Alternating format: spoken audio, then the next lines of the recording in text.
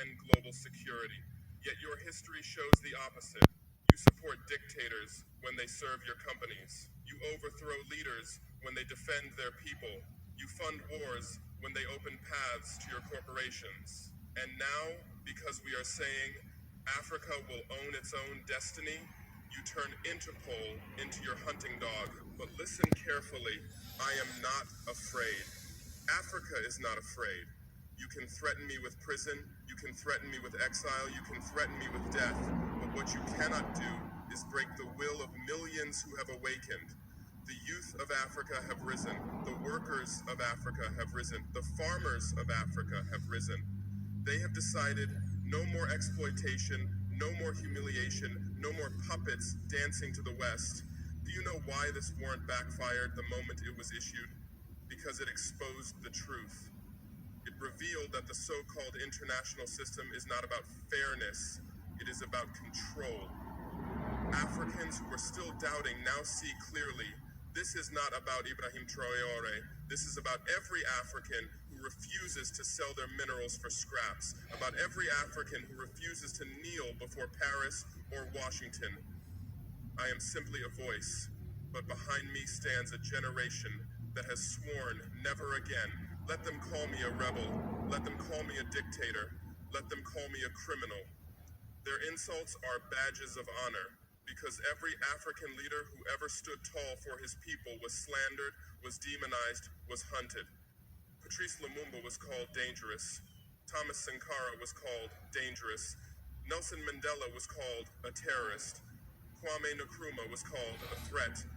And now, because I continue in their path, they add my name to that list. But I tell you, if that is the company I keep, I accept it proudly. What they fear most is not me.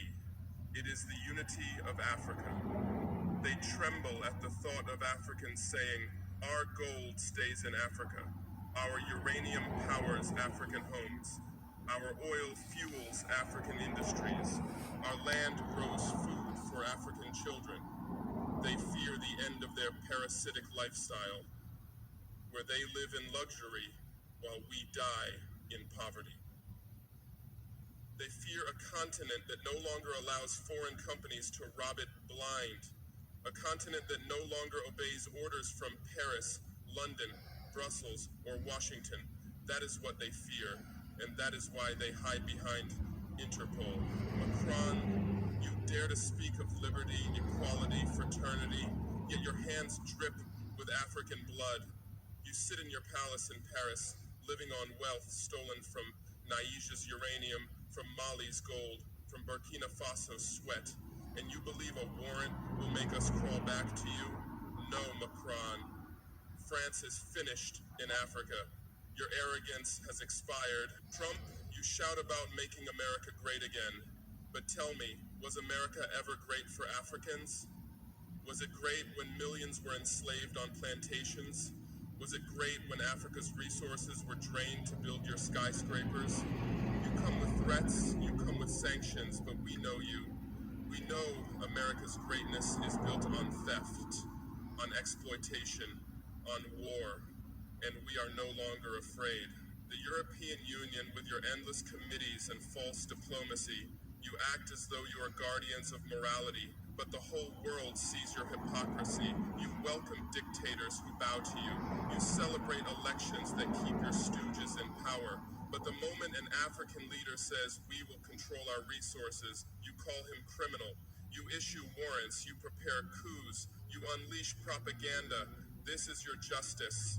This is your democracy. But hear this. No matter what you do, I will lead Africa. If I fall tomorrow, another will rise. If you jail me, the prisons will not hold the revolution.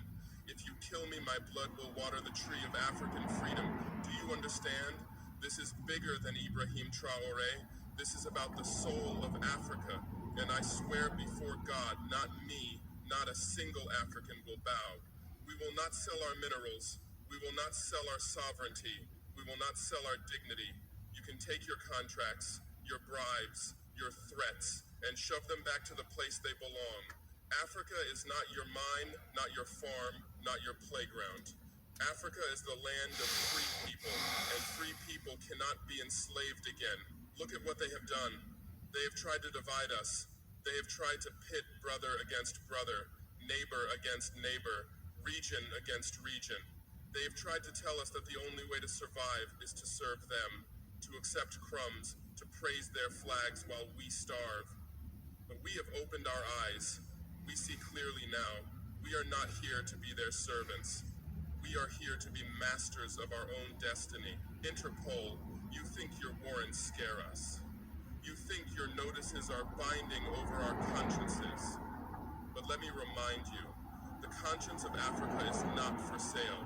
It is not a commodity. It is not subject to your red stamps and signatures. Your paper is weak. Your threats are hollow. You can chase me across the world, but you cannot chase the truth from the hearts of Africans. And make no mistake, this is a message to all African leaders who hesitate, who compromise, who bend to foreign pressure. Your time is over. The era of puppets is finished. We are reclaiming our land, our minerals, our history, our dignity. You may sit in your offices and sign papers dictated from abroad, but history will remember those who stood, and history will remember those who bowed. I will not bow. I am not alone. The people will not bow. The youth will not bow.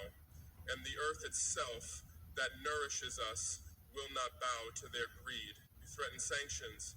You threaten isolation. You threaten reputation.